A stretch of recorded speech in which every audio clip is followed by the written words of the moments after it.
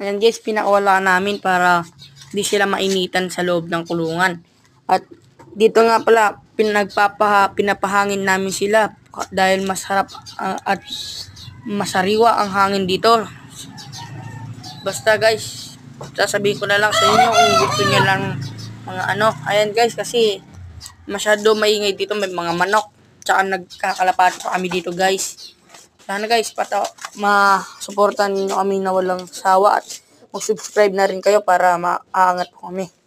Yan guys, ilang araw na din akong mawawala dito guys. Kaya yung kasama kong nag-vlog guys, yun na lang muna daw mag-aalaga at magpapakain sa kanila, sa mga kalapati namin.